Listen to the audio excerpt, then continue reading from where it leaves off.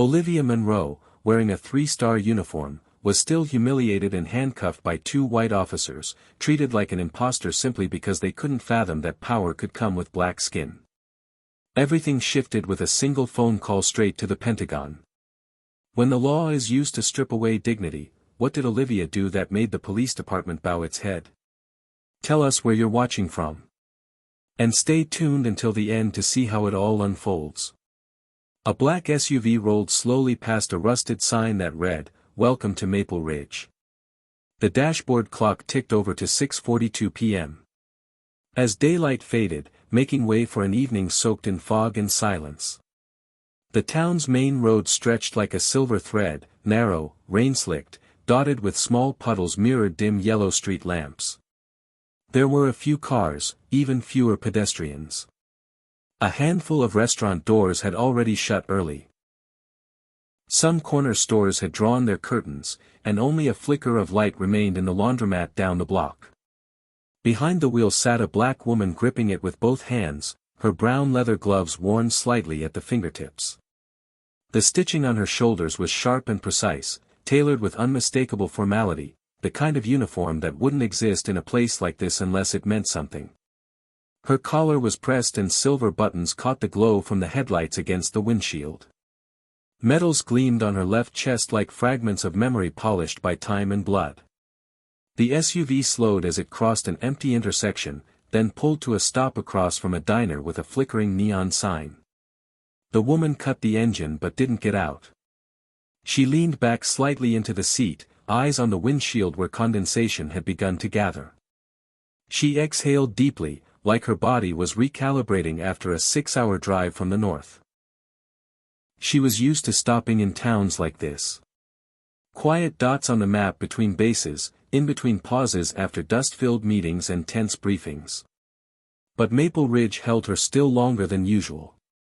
Maybe it was the silence. Or maybe that uncanny feeling of something all too familiar. She peeled off her gloves one finger at a time, slowly, as if muscle memory had taken over. Her nails were trimmed short, the skin on her palms calloused. Not the kind of hands made for jewelry, but hands that had gripped the wheel through sandstorms, that had clenched harnesses inside helicopters rattling through pitch-black skies. Once the gloves were placed on the passenger seat, she reached into her coat and pulled out a small cloth to wipe the rim of a stainless steel cup resting in the console. An old habit she'd never broken, not even at the Pentagon. Her eyes flicked to the rearview mirror, watching two men cross into the lot. They walked toward a patrol car, wearing local police uniforms, talking quietly. Nothing seemed off, but her gaze lingered a few moments longer. Leaning forward, she reached into the glove box and pulled out a well-worn paper map, its creases soft and frayed. Next to it, a smaller slip of paper printed with the time of a meeting. She read it again and nodded. Still plenty of time. No need to rush. When she sat upright, her gaze drifted to the other side of the road toward Camille's diner, where an old country song echoed faintly through the windows. There was something in her eyes, not hunger, not exactly fatigue, but a yearning to blend just for a few quiet minutes into the world of ordinary people. She hadn't come to be recognized. But she knew if anyone looked, it would be the silence, the posture, that would speak first. I don't have to say who I am. Just know I've been to places you'd never dare imagine.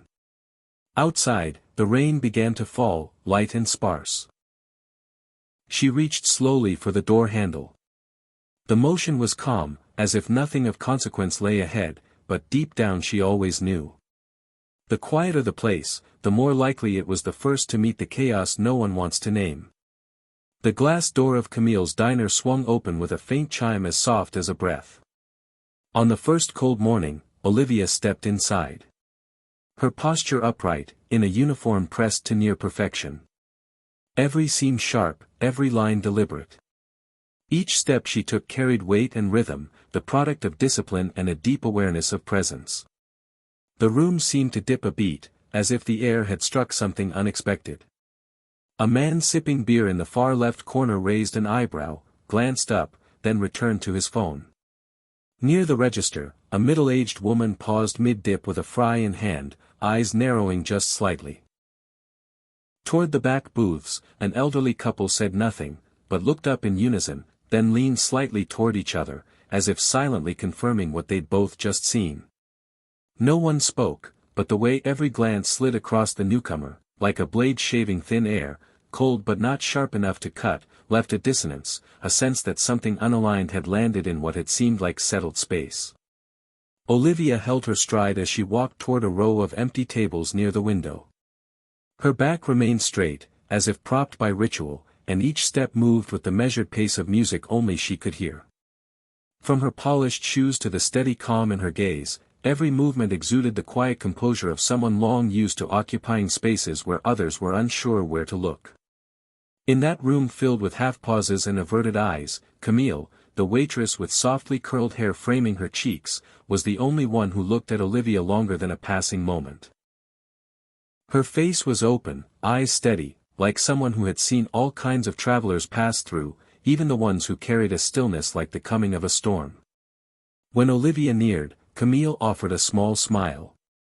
It was warm without being showy. Natural, like greeting someone familiar you haven't seen in years. "Sit wherever you feel comfortable," Camille said, her voice light as a turning page, but clear, steady, carrying the kind of plain-spoken kindness rare in a town that liked its boundaries well drawn. Olivia removed her gloves and placed her hat on the table with a precise, almost ceremonial gesture. Her hands moved with practiced ease, every detail shaped by habit. Nothing wasted. Her eyes swept across the room, the wall clock ticking in patient increments, the coffee machine murmuring in slow drips, and beyond the kitchen door, neatly stacked spice trays in tidy rows. Everything here moved without rush or mess, as if the place existed to maintain a rhythm no one was meant to disturb. Camille returned with a glass of water. She didn't ask questions, didn't pry. She simply settled the glass down with her right hand, then stepped back without a sound. Olivia nodded in return, a look of brief but sincere appreciation, something one reserves for those who quietly do the right thing without needing to be noticed. She ordered with the same simplicity she had walked in with, a hamburger, black coffee. Camille noted it down, nodded, and walked away, leaving just enough stillness behind for the woman at the window to continue observing the quiet choreography around her. Olivia didn't fix her gaze on any one face, but she felt it, the subtle shift in current, that instinctive hum she'd long recognized from border zones, where silence always came before motion. From her seat by the window, Olivia glanced out through the fogged glass where street lights cast long golden streaks across the wet pavement. The parking lot across the road came into focus. A white patrol car parked close to the curb, headlights off, but engine idling. Its low hum so faint only someone paying close attention might notice. In the front seat sat two men unmoving. The glow off the windshield revealed part of the driver's face. Wade Kessler. Broad frame, squared jaw, cropped hair, the kind of face Olivia had seen before, often accompanied by eyes more suited to scrutiny than sight. The other was Darren Fisk, two local police officers, maybe off duty, maybe waiting for someone. But Olivia didn't believe in convenient maybes. Their stillness, their eyes barely tilted toward the diner without shifting. Everything about it spoke not of coincidence, but of intention. Olivia glanced briefly, then lifted her water glass to her lips. Her posture didn't change, still composed and contained, but her gaze subtly narrowed. Outside, the wind shifted direction, brushing against the weathered porch railings, sweeping a few small leaves across the lot like a quiet warning.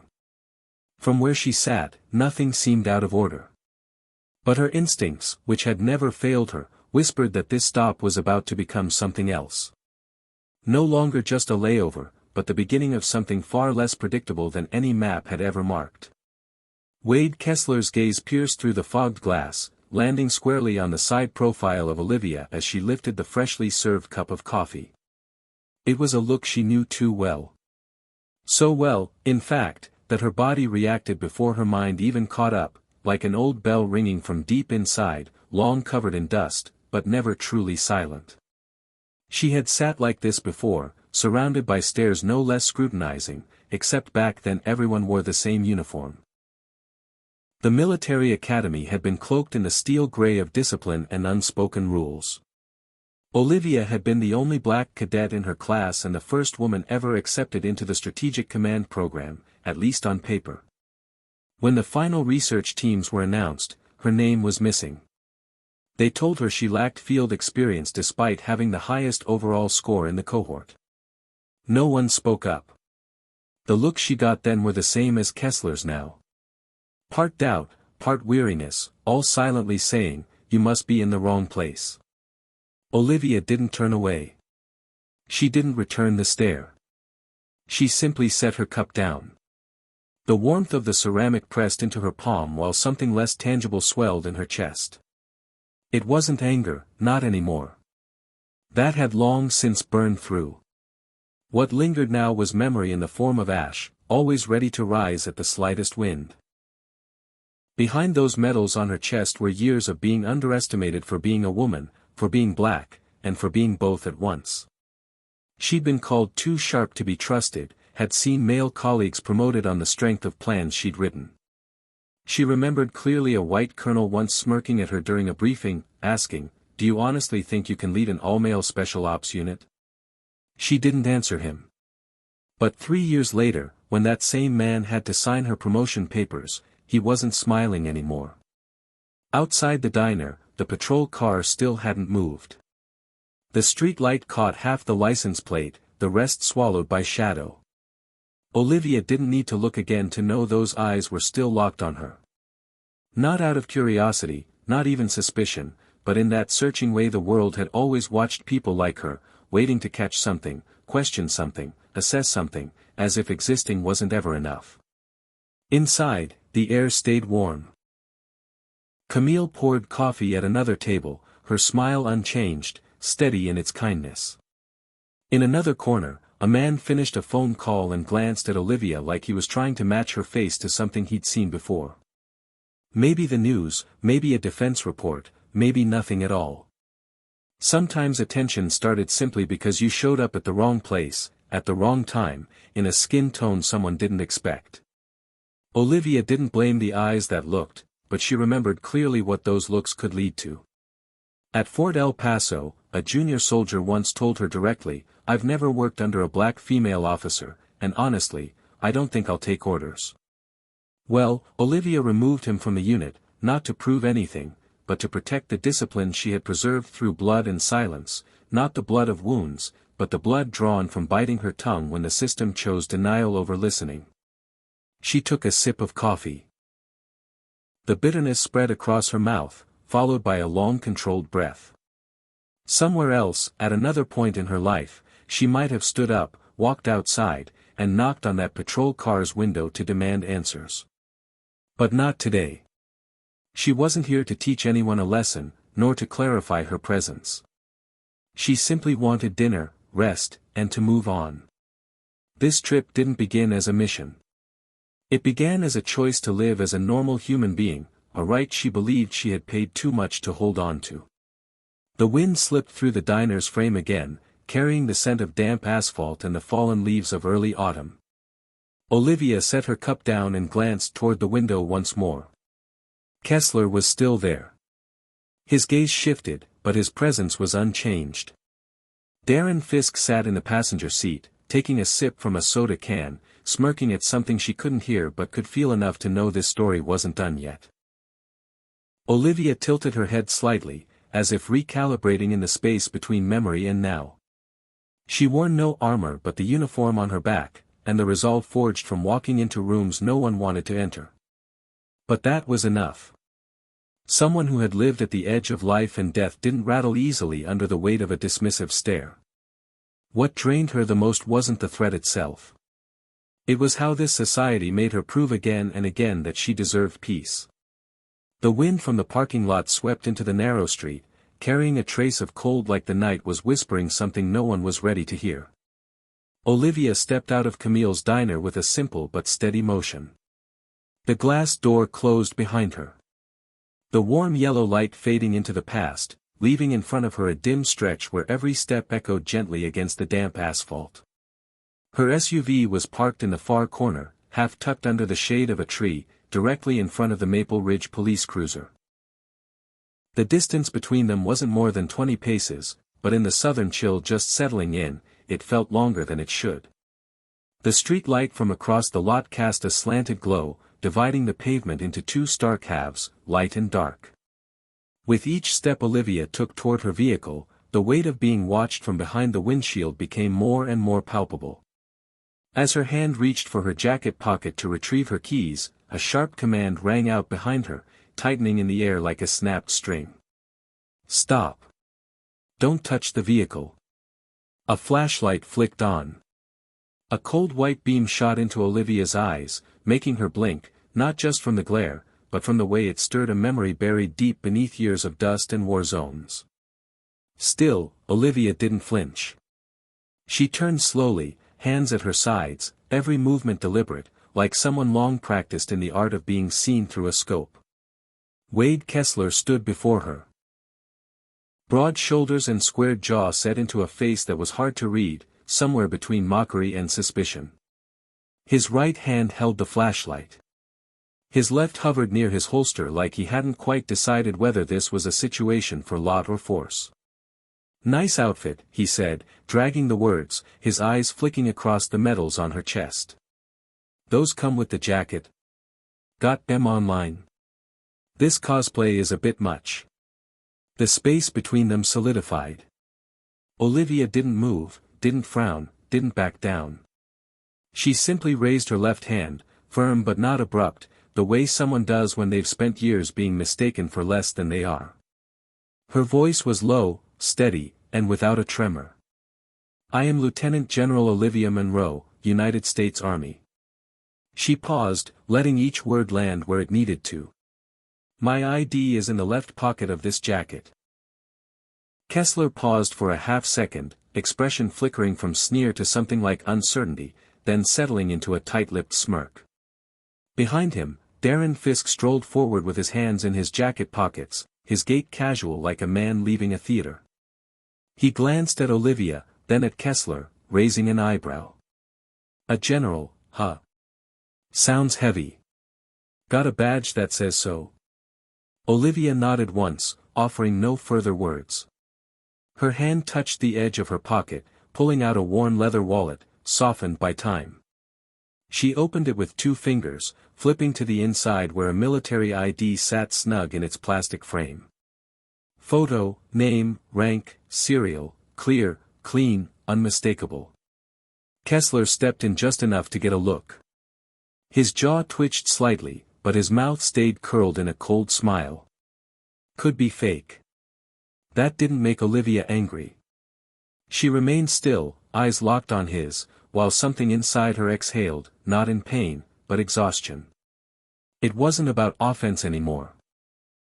It was about fatigue from having to replay a battle that should have been long over.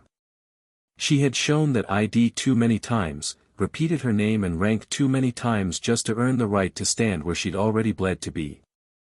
"You don't have to like the image I present," Olivia said, her voice even and sharp as a whistle on a training field, "but facts are facts. And you just shined a light in the face of a senior officer in the United States Army without cause." A pause stretched between them, broken only by the soft hum of the patrol car's engine beside them.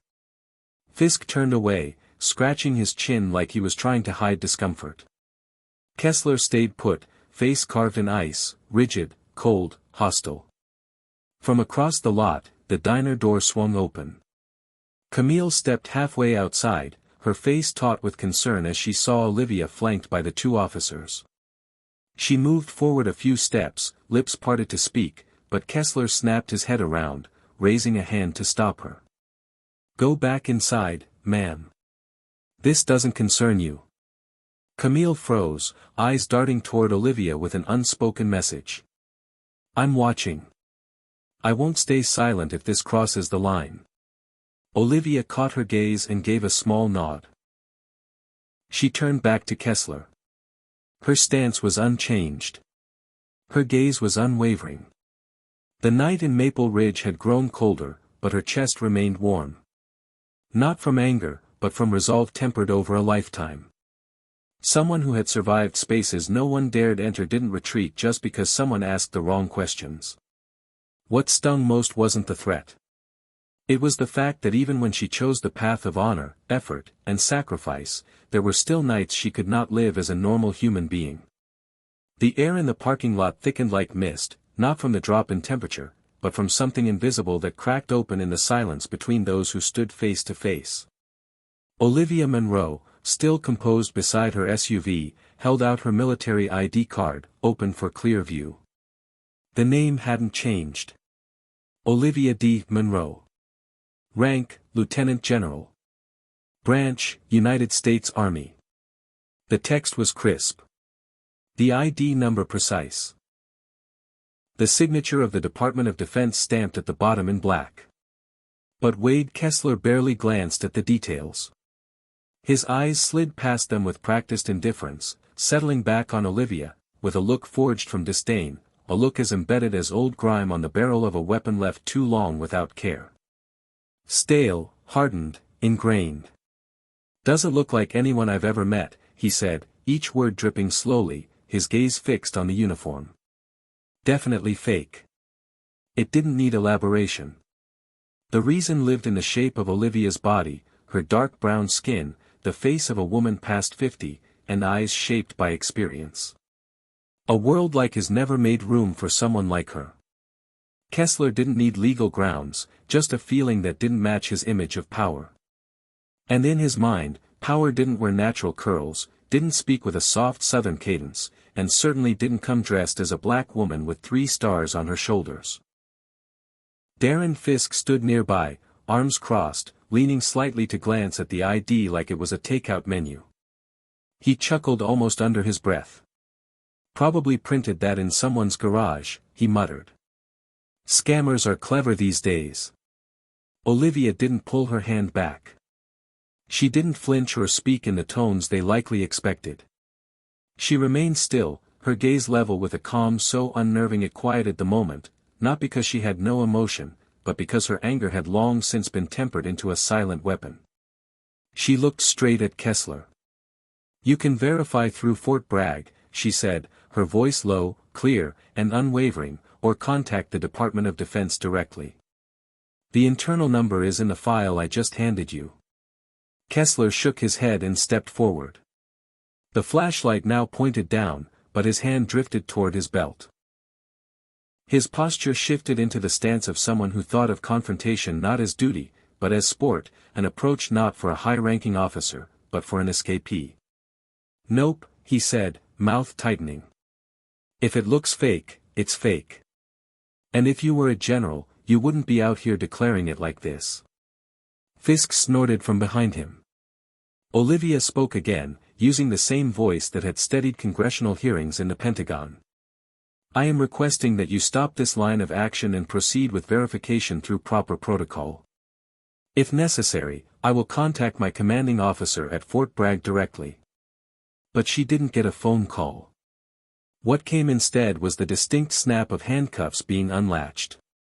That's enough, Kessler said, his tone suddenly sharp and hollow. You're impersonating a military officer and refusing to comply. We're authorized to detain you for questioning. Before Olivia could respond, her arms were pulled back. The wallet hit the wet pavement with a soft slap, landing face down in a puddle. The click of metal cuffs echoed through the night, crisp like the gavel of a one-sided verdict. The woman, who had stood like a mountain, now found herself bent over the cold hood of her car. Her back met steel. Her head turned to the side, eyes still open. Silence thickened until it seemed even the air around them stopped moving. On her shoulder, the 3-star insignia still glinted beneath the yellow streetlight, but its shine meant nothing to men who only saw skin, and believed that a title became more legitimate when spoken by a white face with a colder tone. Olivia could have dropped them both in seconds. That was the part they didn't know. With elite combat training and field experience that earned her respect from the toughest soldiers, she could have reversed Kessler's grip before he even latched the cuffs. But tonight, she didn't rush. She had time. And if no one in Maple Ridge had ever taught these men that using the law to humiliate was not part of their duty, then maybe, just maybe, tonight was the night to start. Amid the wind hissing through tin rooftops and the cold clink of handcuffs echoing like a punctuation mark of steel, the door to Camille's diner swung open again. This time, not just one, but several at once. A wave of diners spilled out. Some abandoning half-eaten meals, others still gripping their forks, all staring in quiet confusion at the scene unfolding in the lot. Eyes met eyes, then turned toward Olivia, pinned against the hood of her car like a still-life exhibit in an open-air gallery of injustice. Motionless. Exposed. Denied. Camille was the first to rush forward. Her apron still stained with sauce, her hands still scented with the stove, but her eyes burned bright, lit by the kind of instinct only women possess when they witness something wrong being done to someone forced beneath the weight of so-called justice. She stepped between Olivia and Kessler, arms outstretched like wings, trying to hold back a storm. "Stop it, Wade. She didn't do anything." Camille's voice rang into the air with raw, unfiltered outrage. Not drained, not authorized, but simply human. But Kessler didn't back down. He shoved her arm aside, part frustration, part fear, cloaked in authority. Darren Fisk stepped forward, gently but firmly, pulling Camille away like someone clearing a minor disturbance from an orderly scene. They didn't need to coordinate. They were used to silence being enough to push back those without power. Camille broke free, her eyes now red, her voice cracking as she cried out, "She's a soldier. Can't you see that? A real soldier. She didn't do anything. You have no right to treat her like this." But her words seemed to dissolve in a vacuum built to filter out defiance.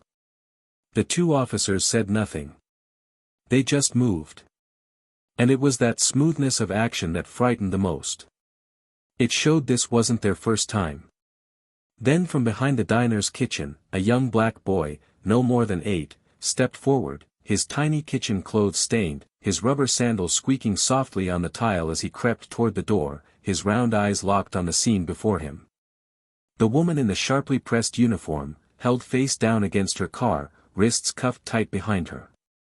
He froze in the doorway, his small hand clutching the hem of his mother's apron. She, the cook, now frozen too in silent horror. The boy's voice broke the stillness, small, but sharp enough to pierce every adult ear in the lot. "Soldiers get arrested, too, Mom. What about Dad?" The woman behind him bowed her head. She couldn't answer, because her husband, the boy's father, was a soldier, too, but a white one, and he'd never been pulled over at night.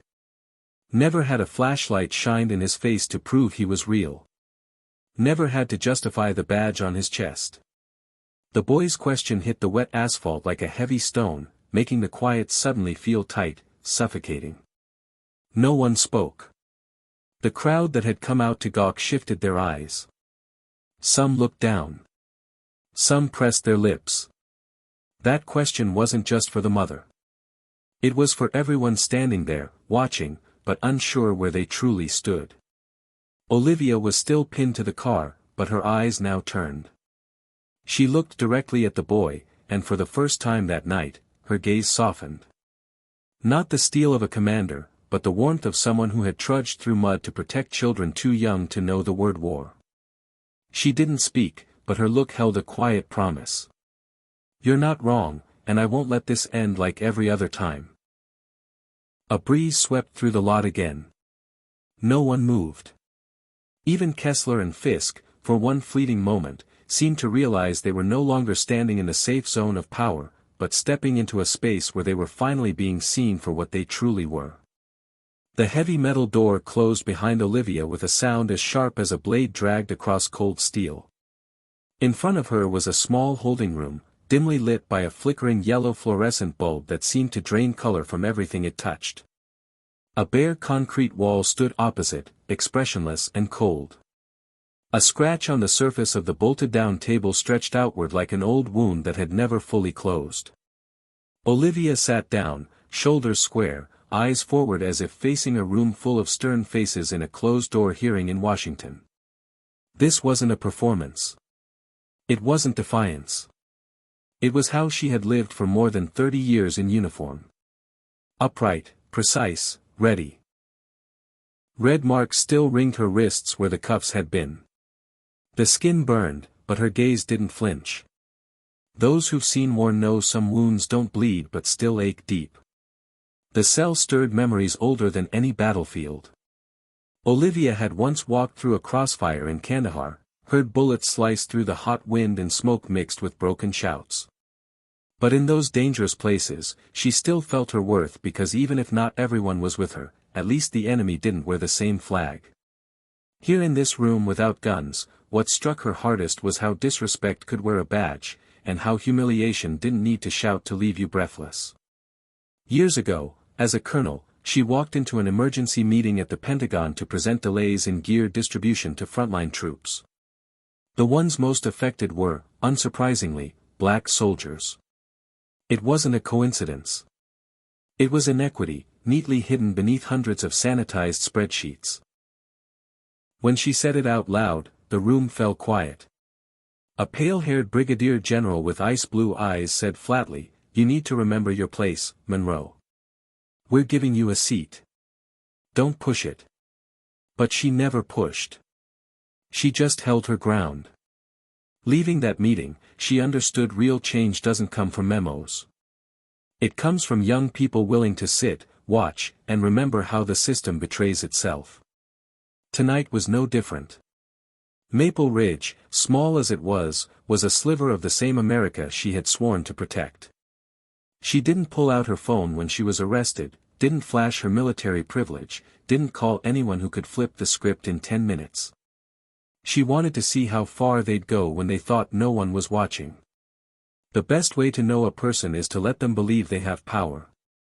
What Kessler and Fisk did tonight was a test of integrity for men who wore badges. And they failed on the very first question. But what weighed on Olivia Monroe was what came next. 11:04 p.m. In less than 2 hours, a strategic meeting at Fort Bragg would take place without her. One where her role wasn't symbolic. It was pivotal. Her absence could tilt a plan that shaped regional deployment structures, part of a long-fought reform to modernize interbranch military units.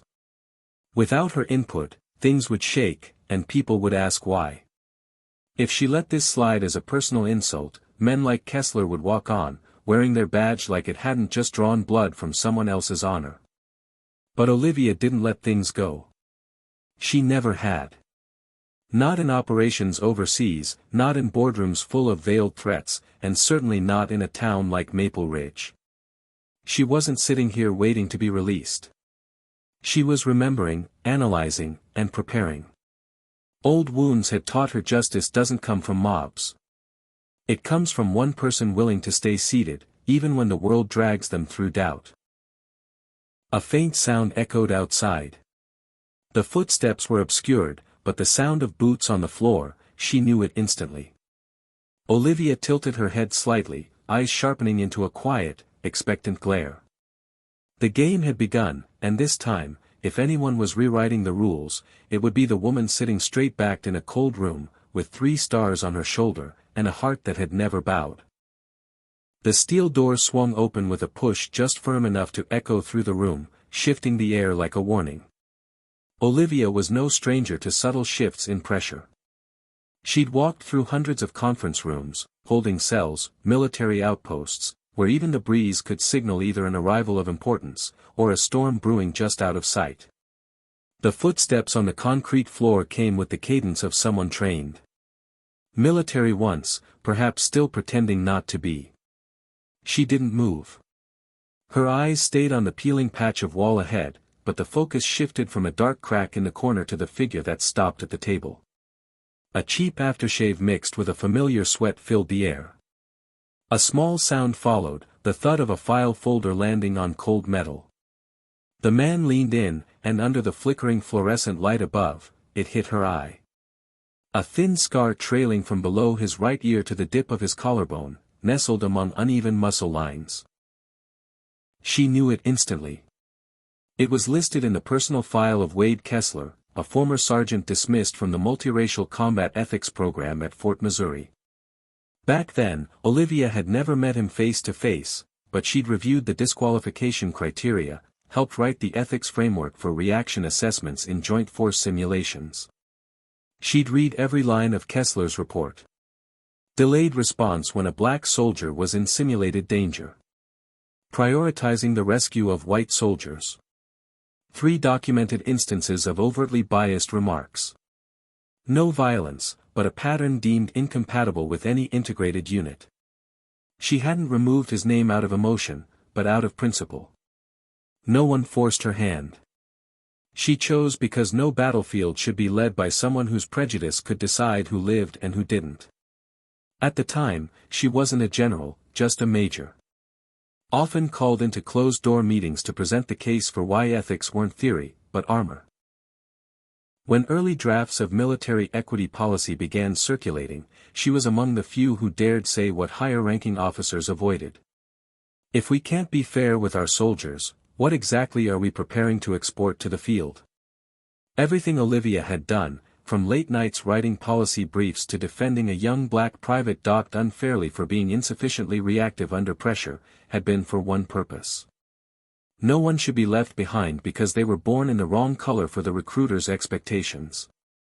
And now the man she once barred from entering the House of Honor stood before her. File in hand. Badge on chest. Eyes squinting with doubt. Kessler, it seemed, didn't recognize her. His eyes flicked from the name on the document to the nameplate inside the folder. Then he looked up, smirked. "Got to say you committed to this role," he said, voice low, lips curling into a taunt. Uniforms tight, mannerisms spot on, even mastered that whole silent confidence bit. He nodded as if admiring a con artist's craft. "Seen your type before, back when I was still enlisted. Some chick tried sneaking into a briefing with fake stars, too." Olivia didn't interrupt. She let him talk. Not because she lacked words, but because she knew every sentence he uttered was its own confession. The scar under his collar was a thread, and now she was pulling it. He didn't need to remember her.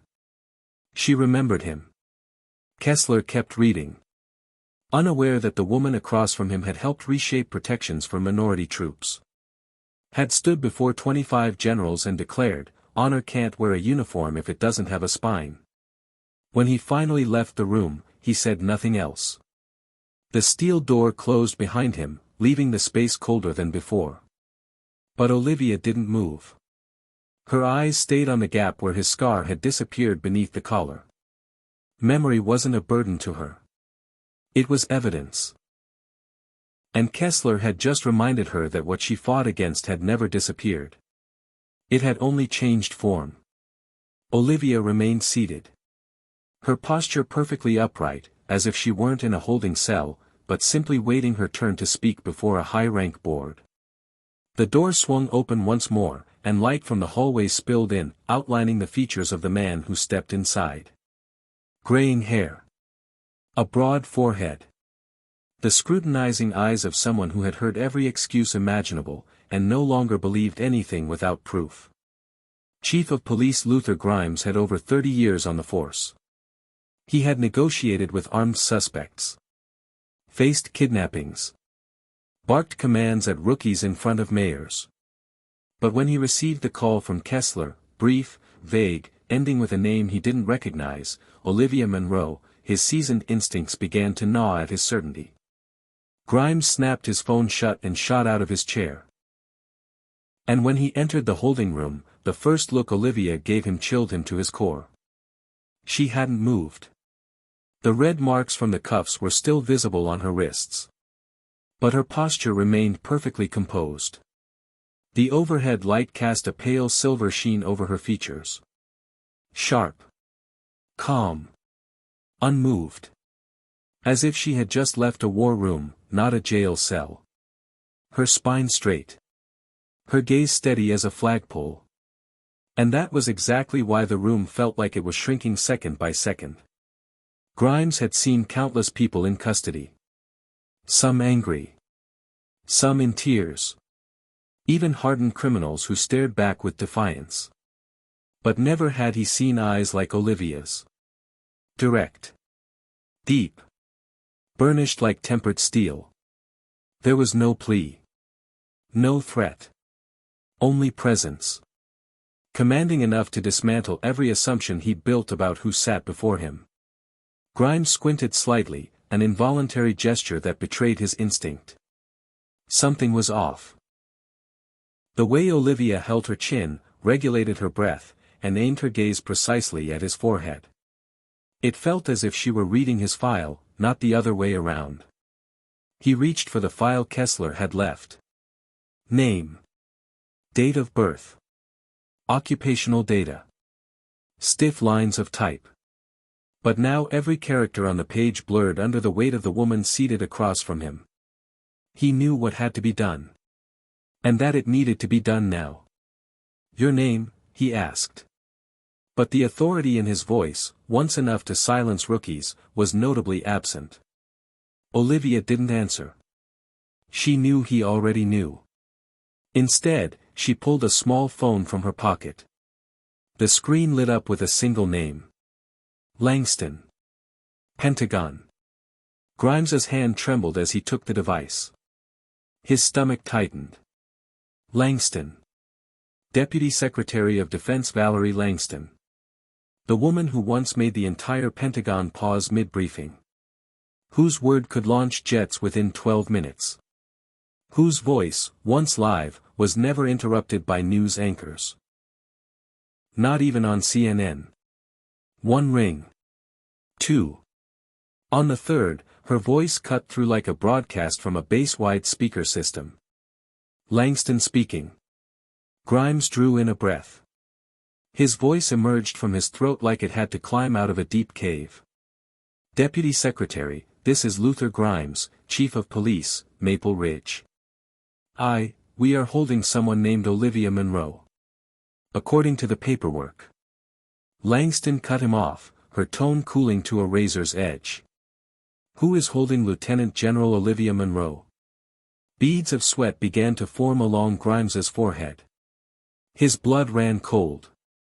Behind him, Kessler froze, his lips losing color. Fisk, still holding his coffee, felt his fingers curl tight around the paper cup as if he were holding something on the verge of shattering. Grimes opened his mouth, searching for a way to phrase it, but Langston gave him none. I repeat, who is detaining Lieutenant General Monroe? Her voice struck the room like a starter's pistol. It wasn't loud. It wasn't angry. But it was unequivocal. And non-negotiable. She didn't wait for a reply. The command followed, sharp and decisive, like a blade drawn from its sheath. Release her immediately. If I don't receive confirmation in 3 minutes, Fort Bragg will mobilize. The governor's office is standing by. I want all internal surveillance and full transcript sent to Central Command before midnight. No one in the room moved. What paralyzed them wasn't volume, but raw institutional power. Not the kind wielded with guns or threats, but the kind embedded in a system built to execute justice, and just now awakened by a single name. Grimes went pale. He set the phone down as if it had shocked him with live current. His hand reached for the key on his belt, now slick with sweat. Each step he took felt twice as heavy as his body, as though the gravity in the room had shifted. When the key turned fully, and the cuff snapped open, the sound rang out like the first crack of thunder before an entire order of things began to reset itself. Olivia stood slowly, deliberately, but there was no mistake in it. She didn't rise like someone who had been freed. She rose like someone reclaiming a place that had always belonged to her. No struggle. No shouting. Just the quiet certainty of someone stepping back into rightful command. Each footfall made the old tiles groan, not under her physical weight, but under the pressure of a symbol no longer willing to be forgotten. Behind Grimes, 2 men stood drained of breath. Wade Kessler swallowed hard, but his throat was sand dry, his mind spinning in a quiet storm. The name Olivia Monroe was no longer just a vague signature on paperwork. It was a mountain, one he'd heard mentioned in training seminars, flashed across military news screens he'd once scrolled past with indifference.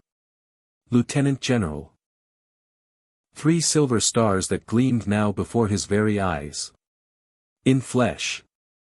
In silence. In a gaze so piercing it made his palms sweat.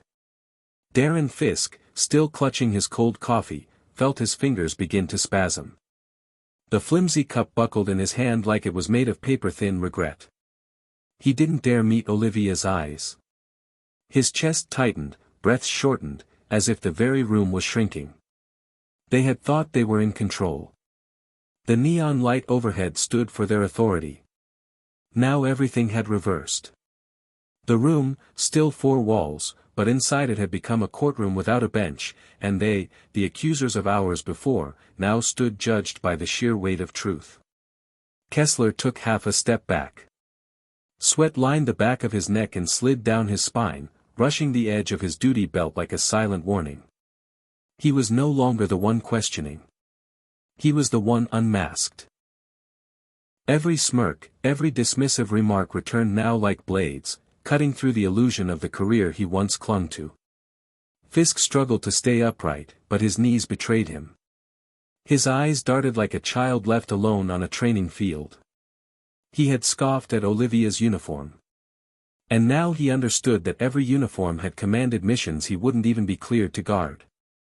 Silence reigned, but every cell in their bodies screamed the same thing. We've made a catastrophic mistake. In one moment, Kessler's eyes caught the glint of the silver star on Olivia's shoulder. His hand began to tremble. Not from the cold. But from the realization that he had touched a symbol that was never his to question. And now he would pay for it. The handcuffs fell away. Olivia stood. No sound echoed except the faint click of metal unlocking. But the entire room seemed to shift. Not because of any sudden movement, but because a force had begun to rise. Quiet and unstoppable, like the surface of the sea swelling before the wave crashed. She adjusted her uniform with precise, practiced motions. So crisp they could make any trained soldier stop and watch in silent respect. Her fingers paused briefly at the silver star on her shoulder. Not to flaunt it, but as if to anchor her will in place. Olivia turned to face Grimes, then shifted her gaze to Kessler and Fisk, the 2 men who had insulted, detained, and dismissed her very existence through the full weight of their inherited bias. She didn't raise her voice. She didn't need fury to command the space. Because from this moment on, every eye in the room already belonged to her. This, she said, her voice calm but sharp as a blade pressed to the chest, wasn't a mistake. It was a choice. No one moved. Only Fisk's lips tightened slightly, and the vein at Kessler's temple throbbed in visible rhythm. You chose not to see me, she continued, each word slicing clean through the sugar-coated structure of their arrogance. Because in your mind, power comes with a different face, a different voice, a form you're used to respecting. Every sentence peeled back another layer of camouflage they had worn for years. No one interrupted. No one objected. There was nothing left to defend. Grimes lowered his gaze. The man who thought he understood power now found himself relearning its most basic lesson. The difference between appearance and truth. And Kessler, once the one asking questions, now stood stripped by the stare of a woman who saw through every fiber of his borrowed authority. Olivia stepped forward to the table. She picked up her cap, stitched with the emblem of a 3-star general. When she placed it on her head, the air in the room recalibrated. There were no longer any doubts. Just silence. And the weight of what had been denied for too long now stood tall in its rightful form. She walked slowly toward the door. But before leaving, she stopped. Her eyes turned once more to the 2 men who had dared question her like a fraud. Honor, she said, is not granted to those who think they deserve it. It only resides where a people understand what they serve. Her hand rested on the door handle. But her final words lingered like frost on a glass pane. And if even now you still believe skin color measures loyalty, then I'm afraid you've stood on the wrong side of the line for far too long. The door opened. Light from the hallway spilled in. Not the artificial glow of ceiling bulbs, but the illumination that comes when truth walks out through a heavy door. Grimes remained where he was. His breath felt thick, as though he had just stepped out of a courtroom without realizing he'd been on trial. As for Kessler and Fisk, they still couldn't speak. Their legs were rooted to the floor. The usual reflexes. Denial. Deflection. Command. Were crushed beneath the gravity of Olivia's presence. The small town of Maple Ridge made no noise loud enough to break the silence that followed her departure. But everyone who had stood in that room knew an era had ended, and something had just begun. With a confrontation no one would ever forget. Olivia stepped out into the cool night, where the mist still hung low over the asphalt. The town was quieter now, as if even the air had witnessed what happened inside and chose to hold its breath. She walked with slow precision toward her SUV, the same vehicle she had been ripped away from not long ago. Its surface still bore the faint smear of fingerprints where she had been pressed against the hood. The memory of humiliation was fresh, but it did not weigh her steps. Every movement she made now was a lesson written for the world to see. That dignity can be bruised, but never stolen. That respect is not begged for, it is commanded by the way one rises after being wronged. Across the street, lights flickered inside Camille's diner. Through the window, a few faces peered out. Some pressed against the glass. Some simply stared, breath fogging the surface. They had seen. They had heard. And though few had spoken out when it mattered most, now their silence was heavy with guilt. Camille herself stood just outside the door, arms folded tightly around her chest, eyes glistening under the streetlight. She gave Olivia a small nod. It wasn't an apology. It wasn't pity. It was recognition. And Olivia, without speaking, returned the nod. Because she understood. Real change doesn't begin with shouting. It begins with acknowledgement. She opened the door to her SUV, moving with the same careful authority she had the first time she approached it. As she settled into the driver's seat, she allowed herself one long breath. Not because she was tired. But because this moment demanded a ritual of release. Not for herself, but for the history she carried on her back, stitched invisibly into every seam of her uniform. She started the engine. The hum of the machine rose like a low drumbeat, steady and firm. She glanced once more at the diner, then at the Maple Ridge Police Department building, its windows dark and its flag hanging limp against the pole. Tomorrow, the town would wake up to a different kind of morning. The people would whisper. They would shift nervously when her name was mentioned. And somewhere inside that building, two men would begin facing consequences they never thought would reach them. Internal Affairs would investigate. The Department of Defense would follow up. The Pentagon would not forget. And Olivia Monroe, Lieutenant General, would not have to raise a single protest. Because the truth, once unleashed, needs no defender. It moves on its own. The SUV pulled away from the curb. The tires whispered over the wet pavement, carrying her forward into the night. Not fleeing, not retreating. Just moving onward, as she always had, with a quiet, unstoppable grace. A few miles down the highway, Olivia reached into her jacket pocket and pulled out her phone. She pressed a single button, and it dialed automatically. A voice answered on the second ring. Steady, clipped, familiar. Monroe. Status? Olivia smiled faintly, the first smile of the night, a small one that didn't reach her eyes but was no less real. En route, she said. Minor delay. Situation contained. The voice on the other end didn't ask for more. They didn't need to. Those who understood her knew that Olivia Monroe didn't embellish. She delivered facts. She delivered results. Always. Copy that, the voice said. Safe travels, General." The call ended. The road ahead stretched long and dark, but Olivia wasn't afraid of the distance. She had walked far longer roads alone before. And this road, unlike so many others, was no longer paved with silence. Behind her, Maple Ridge faded into the night. A town that had tried to reduce her to nothing more than an image it could easily dismiss. But the imprint she left would not be so easily erased. It would linger. In the air. In the fabric of the place. In the stories that would be told and retold, growing sharper with each retelling. The story of the black woman in the three-star uniform. The one who was handcuffed without cause. The one who said nothing, raised no hand in anger, but whose very presence tore apart the quiet, rotting walls of prejudice. And somewhere in Maple Ridge, a young boy would remember. He would remember the night he saw a soldier treated like a criminal. And the strength she showed when she stood again. It would shape the questions he asked. It would sharpen the man he would one day become. Change does not come easily. It does not come loudly.